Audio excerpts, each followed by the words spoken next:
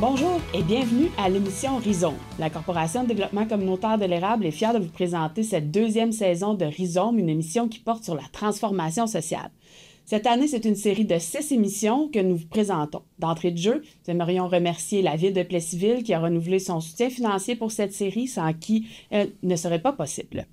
L'émission Rhizome met en lumière et en valeur l'expertise collective de transformation sociale, donc un processus de changement systémique, intentionnel, qui traite les symptômes, mais aussi les causes profondes des inégalités.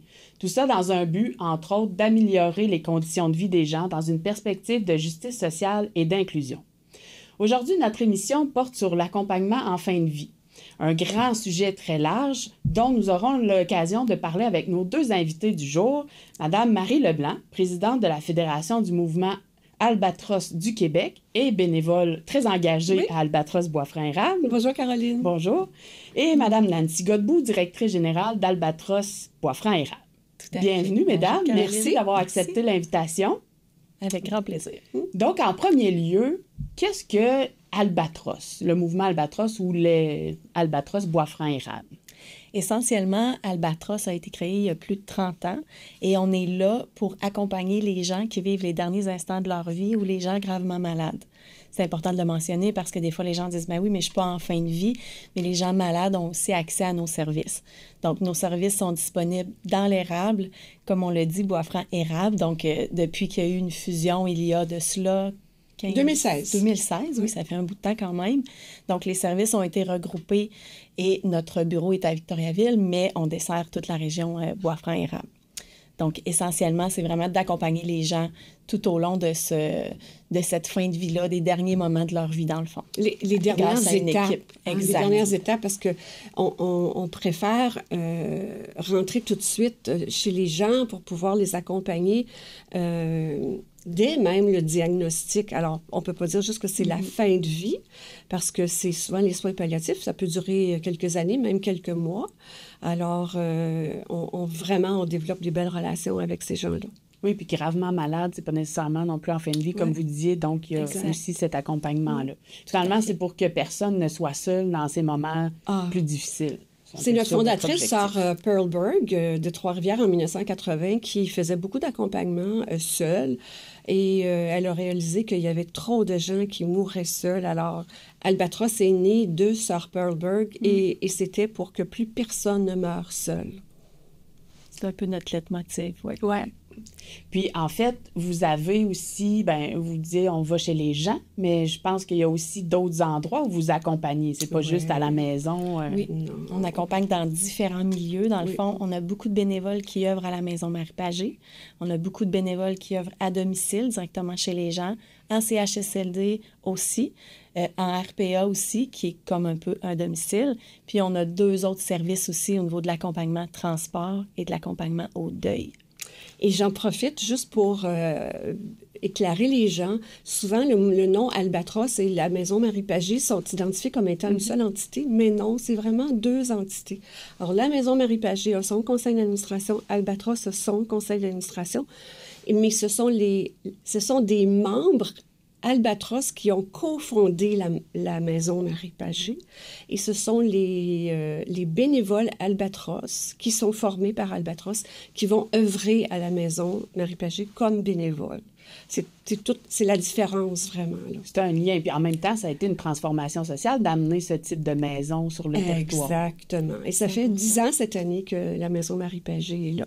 Puis que ça fait 10 ans que nos bénévoles vont à la Maison Marie-Pagé. Oui. On marche main dans la main avec eux. Oh, on est intimement liés. Hein? Exact. Oui. Mais souvent, les gens connaissent peu nos autres services. Donc, c'est ça qui est important de mentionner, c'est qu'on accompagne aussi à domicile. Et là aussi, on veut faire un autre type de transformation sociale, si on veut, c'est qu'on veut ajouter un autre milieu.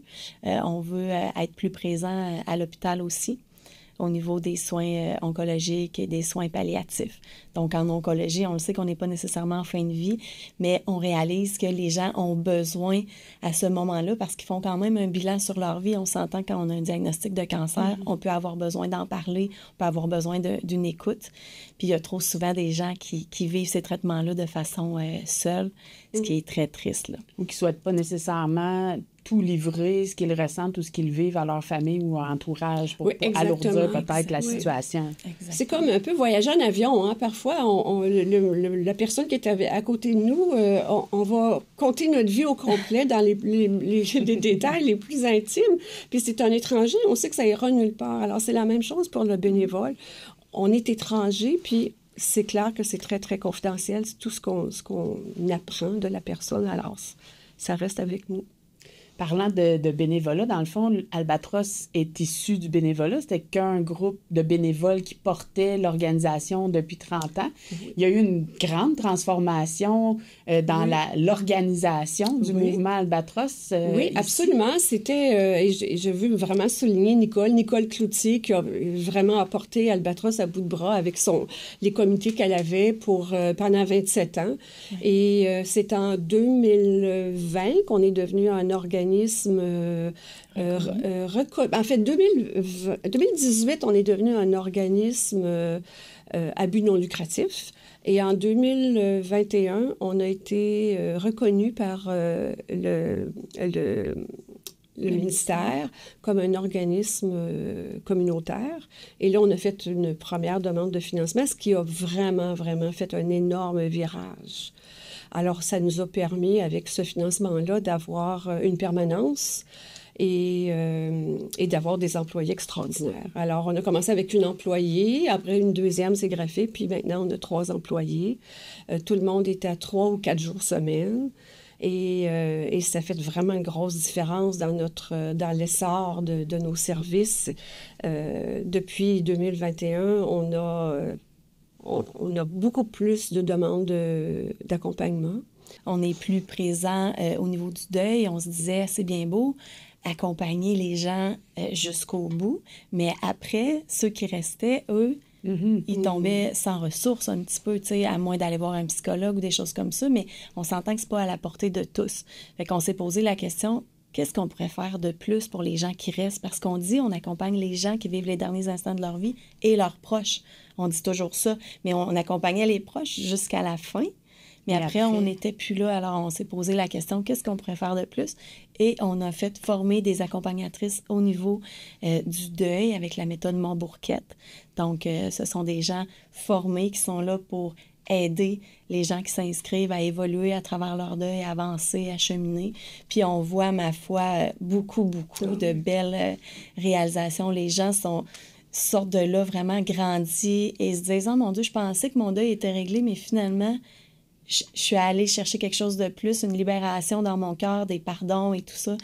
Fait que ça fait une grosse différence. Et si je peux rajouter, ce service-là au deuil n'est pas strictement réservé aux gens qui sont décédés en soins palliatifs ou avec nous comme bénévoles. On l'offre à la population parce que dans la région de Victoriaville, entre autres, il y a déjà eu un service de groupe d'endeuillés, mais il n'y en avait plus. Et ici, dans l'Érable, il y en avait un et ce qui était en train de mourir un peu de lui-même. Alors, on a repris ça et maintenant, on a presque continuellement un nouveau groupe qui commence. Un groupe fini, un groupe commence et c'est des groupes de quoi? 6, 8 personnes? C'est ça, entre 4 et 8 habituellement, mais on fait aussi du suivi individuel. C'est important de le mentionner parce qu'il y a des gens, des fois, qui ne sont pas à l'aise en groupe. Donc, il y a aussi du suivi individuel. Des fois, après 2 ou 3 rencontres, la personne fait « Ah oui, finalement, j'ai le goût de me joindre à un groupe » parce que c'est sûr qu'un groupe favorise le partage, puis on se sent moins seul. Puis, on offre ces services-là aussi dans l'Érable aussi, je tiens à le mentionner, parce que des fois, « Ah, faut-tu que je monte à Victo pour me joindre à un groupe? » Mais non, nos accompagnatrices viennent dans l'Érable donner aussi ce service-là à la population. Donc ça amène quand même beaucoup de changements. Tu sais, je vous entendais parler, les soins en fin de vie, l'accompagnement au deuil, dans une société où on court après la jeunesse éternelle. Comment on amène ça, cette transformation de mentalité-là pour dire que il faut s'en occuper du deuil, c'est important, et de la fin de vie aussi. Comment on amène ça, cette problématique-là, dans Albatros? Je dirais que c'est par nos formations beaucoup. On donne facilement 2 formations de 36 heures par année, une à l'automne, une au printemps. Et ce 36 heures-là aide vraiment à démystifier la mort, à prendre conscience de ce qu'on peut faire pour les gens quand on a besoin d'accompagner. Et c'est pas nécessairement pour que les gens deviennent bénévoles. Il n'y a aucune obligation de ce côté-là, mais c'est pour notre cheminement personnel. Moi-même, j'ai perdu mes 2 parents en soins palliatifs. Et j'étais absolument pas équipée pour les accompagner à l'époque, mais j'ai suivi ma formation après. Et là, j'ai pris connaissance des erreurs que j'ai faites à ce moment-là et que je voudrais pas refaire si je devais accompagner encore une personne de mon entourage. Alors, cheminement personnel, c'est déjà une grande transformation sociale. Et les gens qui viennent, bien, après ça, peuvent parler de nos services en toute connaissance de cause, là. Puis vous avez dit, bon, on va en RPA, on va dans les maisons individuelles, évidemment, familiales, mais travailler avec d'autres milieux qui sont peut-être pas nécessairement chez les personnes directement, ça implique de travailler en réseau. Comment vous avez travaillé ces réseaux-là? Comment vous avez ouvert des portes en CHSLD, en RPA? Oui. Bien, en fait, ce qu'on a fait, c'est qu'on est allé faire des représentations, on a appelé, on a dit, on pense qu'on pourrait vous aider dans vos milieux, donc on est allé rencontrer les gens. C'est souvent les techniciennes au loisir dans les RPA qu'on a rencontrés. Et là, on a parlé d'un petit protocole qu'on pourrait faire entre nous, comment ça pourrait se passer. Des fois, on a fait des essais, des fois, on a fait des erreurs. Finalement, c'est pas comme ça optimalement qu'on pourrait aider le plus de gens. Fait qu'on s'est réajusté et tout. Aussi, on fait beaucoup d'appels. Tu sais, j'ai fait des appels des fois au CLSC, au TS pour dire, écoutez, êtes-vous au courant que nos services existent? On peut aider encore plus. On a beaucoup de bénévoles, tu sais, qui attendent, ils ont hâte d'accompagner des gens. Puis des fois, le téléphone ne sonne pas assez. Fait que dans ce temps-là, on fait encore plus pour se faire connaître. Récemment, d'ailleurs, j'avais fait un appel au CIUS parce que j'ai dit, je veux parler au plus de monde possible du CIUS parce que, tu sais, n'importe qui travaille dans n'importe quel département devrait nous connaître parce que tout le monde connaît quelqu'un qui a besoin de nos services. Tu sais, on vit tous des deuils, on vit tous des choses qui sont pertinentes à recevoir nos services, si je peux m'exprimer comme ça. C'est un peu mal dit, mais bon. Et j'ai eu la chance de faire une présentation devant 75 personnes qui travaillent au CIUS récemment. Et puis, ça a duré comme 25-30 minutes. J'ai tout expliqué nos services, puis les mains se levaient, puis oh mon Dieu, je savais pas que ça existait. Fait que, tu sais, on essaie d'être présent partout, justement, pour installer des racines dans cette communauté-là, puis dire, bon, ben voici, quand vous aurez besoin de nous, sachez qu'on existe. Et on distribue beaucoup de dépliants aussi, que les gens peuvent ramasser un peu partout. Fait qu'on se dit, ben à force de semer comme ça des graines un peu partout, tu sais, tout le monde va finir par nous connaître. Mais il y a tellement de changements de personnel que c'est à refaire et refaire et refaire. Donc, travailler les réseaux, c'est entretenir les liens, c'est être présent ça, aussi. Exact.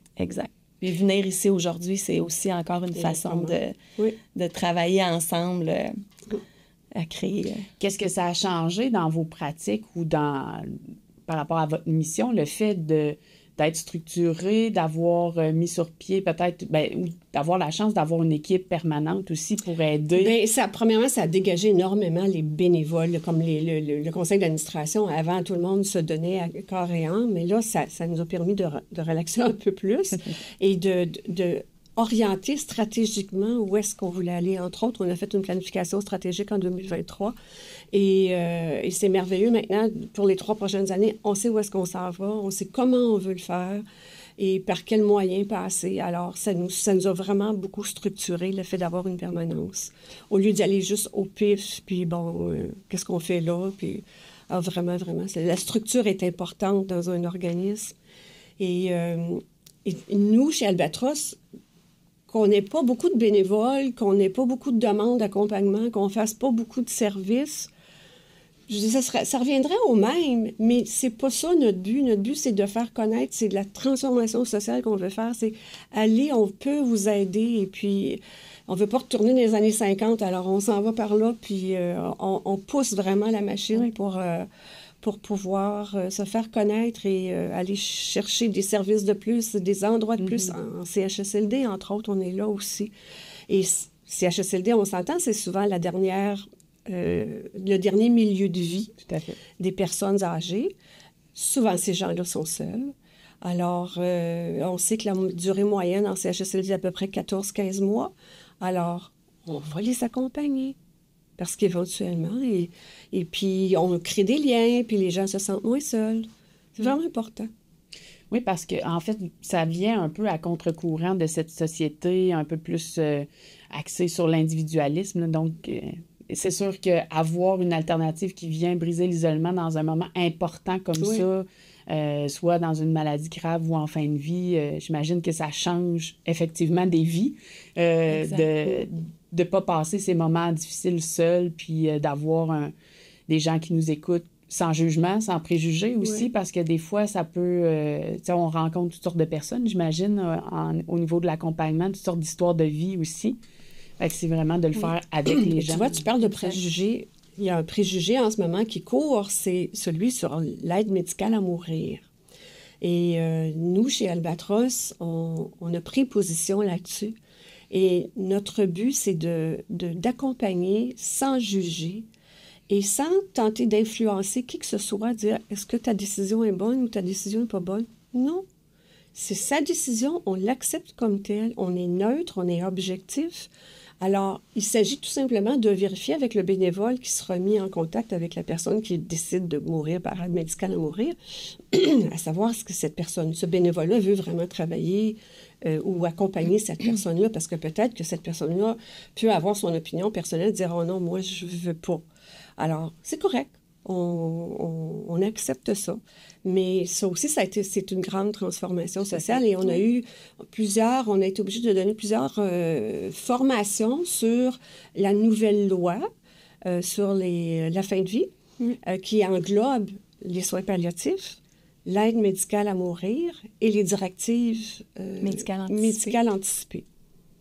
Alors, juste ça, déjà, c'est de la transformation sociale, de dire, voici ce que c'est. Puis faites-vous une idée sur ce que vous voulez. Ces formations-là, vous les avez données à vos bénévoles ou à d'autres réseaux? Oui, bien en fait, si on retourne un petit peu en arrière, ça a été développé par la Fédération du mouvement Albatros, parce que là, on s'est dit, oups, ça arrive dans la société, là, cette nouvelle... Qui était une grande transformation sociale. Une grande transformation sociale, l'accès à l'aide médicale à mourir, à choisir quand on peut dire, OK, ben moi, j'en ai assez, je veux quitter ce monde-là. Donc, il a fallu se questionner sur, OK, nous, avec cette nouvelle information-là, qu'est-ce qu'on peut faire pour au moins informer les gens? Fait que c'était certain qu'un organisme comme le nôtre ne pouvait pas prendre position. C'est-tu bon, c'est-tu pas bon? C'est pas ça le but. Le but, c'était de dire, OK, on va aider les gens à comprendre qu'est-ce que c'est. Les décisions qui se prendront après ne sont pas de notre ressort, mais on va quand même accompagner les gens en toutes circonstances. Et c'est étonnant comment à chaque fois on l'a donné encore... cette semaine, et les inscriptions sont, ma foi, dépassent toujours nos attentes parce que les gens veulent savoir, veulent connaître comment ça marche, parce que c'est comme un fantôme, tu sais, tout le monde en parle, puis ça fait peur un peu aux gens. Fait que les gens veulent savoir, veulent connaître, puis cette formation-là est vraiment pertinente là, à tous les niveaux. Puis c'est dans la pratique, c'est dans tout, là. Ça explique comment ça se passe, c'est quoi la loi, c'est vraiment... oui. Vous parlez tout à l'heure qu'il y avait une demande accrue de vos services. Oui. Est-ce qu'il y a eu des éléments ou des choses particulières qui ont amené ça, ou c'est simplement parce que, entre autres, vous vous êtes structuré, faites plus connaître davantage? Oui. On s'est fait connaître davantage. Puis d'ailleurs, ce que Marie disait tantôt, c'est qu'avec la permanence, ça nous a permis justement l'année passée de faire une planification stratégique et tout ça, et de se rendre compte qu'on voulait être connu davantage. Donc, on a embauché une nouvelle personne aux communications, puis on voit depuis 6 mois, un petit peu plus de 6 mois qu'elle est là, on voit déjà une différence. Les gens disent « Ah oui, je vous ai vu là ». Tu sais, vraiment, on est plus partout, on a plus de visibilité partout, et ça fait une grosse différence, là, je pense, dans les demandes de services aussi. Parce que, bon, c'est beau parler des fois on a plus de demandes de services. Il faut quand même souligner, moi, ça m'a impressionné à votre Assemblée générale annuelle que juste l'année dernière, c'était plus de 14 000 heures d'accompagnement qui ont été faites par les bénévoles d'Albatros. Mais c'est sûr que ça inclut également les heures faites à la Maison Marie-Pagé. On sait on remplit à la Maison Marie-Pagé environ 130 plages horaires mensuellement. Quand je dis 130, ça ne veut pas dire 130 bénévoles, mais le même bénévole peut y aller 4 fois. Mais c'est 130 plages horaires.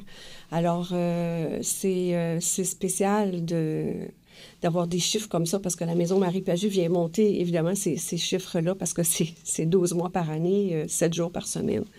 Mais sinon, on a augmenté nos chiffres, nos accompagnements à domicile. On a créé maintenant des nouveaux accompagnements en CHSLD. Alors, puis on crée aussi des heures d'accompagnement au deuil. Alors, finalement, ça augmente nos accompagnements au total. Oui, parce que c'est ce qu'on souhaite. Un deuil aussi qui peut être mal vécu ou mal et ça fait tellement, c'est tellement la suite logique. On suit une famille, disons, à domicile. Et quand je dis la famille, ben des fois, on rencontre les enfants, des fois, c'est le conjoint ou la conjointe. Et là, c'est pas parce que la personne qui décède qu'on devrait laisser tomber le conjoint ou la conjointe comme une patate chaude. C'est comme, ben non, on va la soutenir. Et puis, on continue notre accompagnement, si ce n'est que par téléphone, ou aller la rencontrer et des fois la diriger. Moi, j'ai déjà reçu un appel d'un monsieur qui avait perdu son épouse et il était complètement désemparé. Alors, j'allais le rencontrer. J'ai passé 1 heure ou 2 avec lui. J'ai fait des téléphones pour lui. Je me suis assurée qu'il verrait son médecin parce que vraiment, il n'allait pas bien. Et puis, je l'ai mis en contact avec d'autres. C'est un petit peu ça qu'on fait pour aider la personne. À passer à travers son deuil. Puis si, après quelques mois, bien, à ce moment-là, le groupe d'endeuil vient en ligne de compte et là, ça les aide vraiment davantage. Exact. Puis on a une belle connaissance du réseau aussi. Fait qu'au moment où on se rend compte des fois qu'on n'est peut-être pas les bonnes personnes, qu'on n'a pas ce qu'il faut pour aider les gens, bien, on va les référer aussi aux gens concernés. Tu sais, c'est arrivé que j'ai eu à faire des appels au CLSC pour dire, écoutez, si, mettons, c'est quelqu'un qui veut un deuil, puis qu'on est en présence de maladies mentales, ben nos animatrices sont pas outillées pour ça. Donc, on est capable de respecter nos limites puis de dire, OK, là, il faut trouver quelqu'un d'autre pour aider cette personne-là parce qu'on veut pas la laisser tomber, mais on n'est pas outillé pour l'aider. Fait que c'est de reconnaître, il faut quand même reconnaître nos limites là, en tant qu'organisme. Oui, puis on n'est pas des intervenants, on n'est pas des travailleurs sociaux, alors on n'est pas formés pour ça. On est formés à l'écoute, évidemment, l'écoute active. Mais si le deuil est un deuil traumatique, entre autres, ben des fois, on est mieux de demander à quelqu'un d'autre de soutenir cette personne-là. Mais au moins, la personne a un soutien.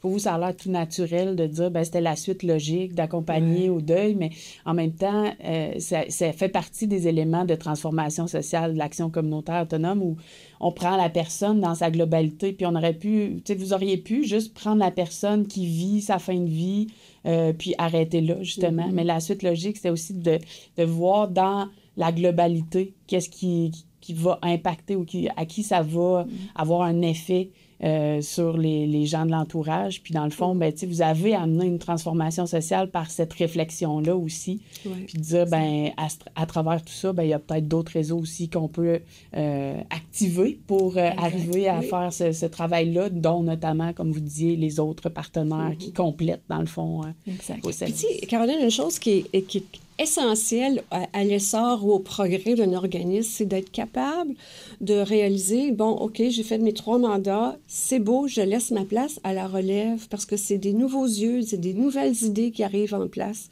Alors, c'est vraiment important, mais je veux pas que les employés quittent, par exemple. mais surtout au CA, c'est important. On fait on va selon nos règlements généraux, puis il faut les respecter, nos règlements. Ils sont là pour une raison vraiment importante. Faisons place à la relève, des nouvelles idées. En terminant, on a un peu soulevé la question des prochains défis de réseautage ou de travailler avec d'autres réseaux. On a parlé de l'hôpital. Oui. C'est venu d'où? En fait, on l'a un peu soulevé, mais qu'est-ce qui vous motive à pousser cette démarche-là? Bien, en fait, il y a déjà eu des bénévoles à Albatros à l'hôpital par le passé, dans le temps où les lits de la Maison Marie-Pagé étaient à l'hôpital. Puis quand la maison a ouvert, c'est comme si, naturellement, ça s'est déplacé dans la maison, puis c'est correct aussi. Fait que les bénévoles Albatros ont quitté l'hôpital pour une raison un peu obscure, là, que je pourrais pas vous expliquer. Mais là, en jasant, puis tout ça, à un moment donné, tu sais, on se disait, mais à l'hôpital, il y a quand même 2 ou 3 lits, en tout cas, je ne veux pas Oui, il y a 2 de chambres, soins je pense. palliatifs. Fait qu'on se disait, ben il faudrait quand même être là. Mais c'est quand même une grosse structure, le CIUS, fait qu'il faut prendre le temps de faire les choses comme il faut. Et- Alors, on est là Et présentement. puis, le prochain item qu'on voudrait faire, c'est aller encore plus en profondeur dans les RPA pour aller parler de la nouvelle loi, justement, et essayer de briser ce fichu tabou qui est la mort. Oui. Les gens ne veulent pas en parler comme si c'était pour attirer la mort. Mais non. Hein, la mort fait partie intégrante du cycle de la vie. On est, on vit, on paye des impôts et on meurt. alors c'est ça. Il faut l'accepter. Puis en l'acceptant, à ce moment-là, ça devient tellement plus facile aussi pour en termes d'héritage, pour la succession, les gens qui restent. Alors c'est important pour nous d'aller jusque-là. Oui, cet héritage humain est important de le faire puis de le penser, de le vivre le plus sereinement possible, malgré les difficultés. Oui, puis on sait que l'absence va être là, puis ça va faire mal, on va s'ennuyer, mais c'est ça. C'est un autre beau projet de transformation sociale que d'aller voir les gens dans leur milieu, parce qu'il y a des gens qui ne peuvent pas se déplacer. Fait que d'aller les voir et les informer dans leur milieu, c'est un gros projet. Là, vous allez voir passer ça, là, ça s'en vient. Mais on est très excités. Puis on pense que ça va faire une belle, grande différence dans la vie de nos aînés. Mesdames, merci beaucoup. C'était très intéressant. Merci à toi. Merci à toi, Caroline, pour la belle invitation. Fait très plaisir. appréciée.